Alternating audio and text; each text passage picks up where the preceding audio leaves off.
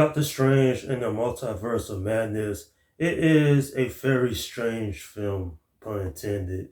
This is not your typical Marvel film, it's a little darker, but I will say there are some very entertaining moments in this movie.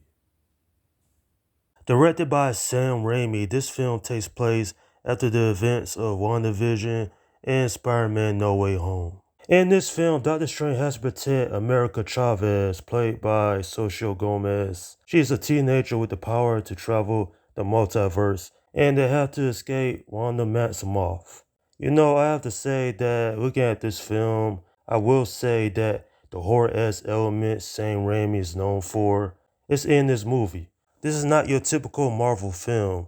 I would not recommend you take little children to go see this film because there are some images in this movie that are generally just horror. But I will say that the horror elements in this movie, it does work for this type of film. And I have to say that Benedict Cumberbatch and Elizabeth Olsen, they did a terrific job in this film.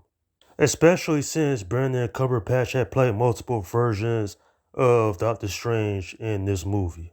I was surprised that Scarlet Witch was the villain in this film because I only saw one trailer and I thought Doctor Strange and her was going to team up to fight this other big bad, but nah, she's the villain. I did not see that, but it was an interesting twist to say the least.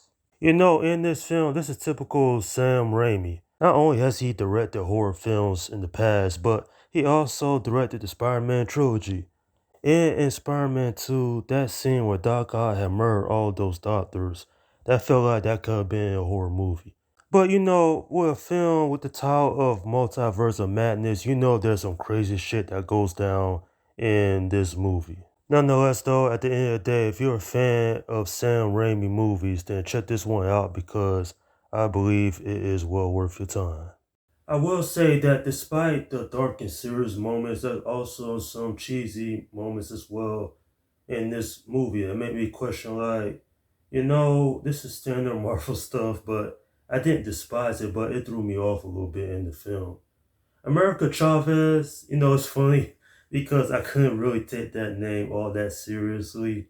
Doctor Strange is like, where is America? I was like, oh, you're talking about the girl. But still, though, Socio Gomez, she did a remarkable job playing this character.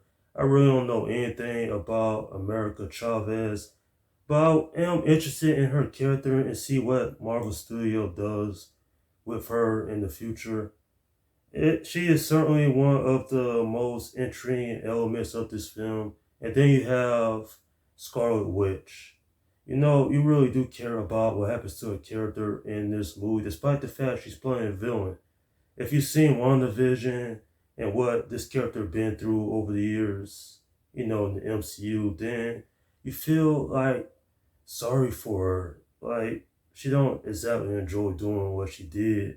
And I have to say, as far as the PG-13 rating go, yeah, they go to the max with this. There are some brutal deaths in this film. I was like, wow, I did not expect to see characters killed off like this in this movie.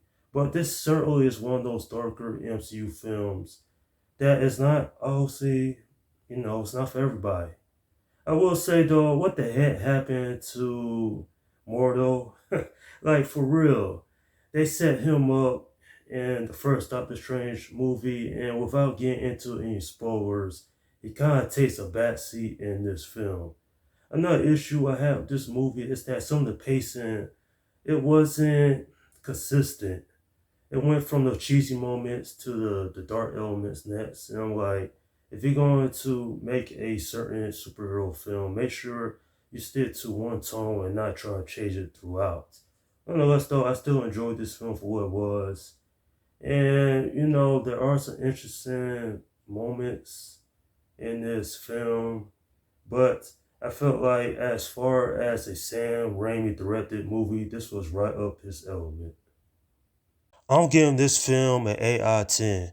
I can see why this movie has gotten mixed reviews from the fans online.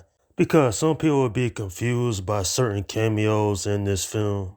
My goodness, those cameos were some of the best moments of this movie.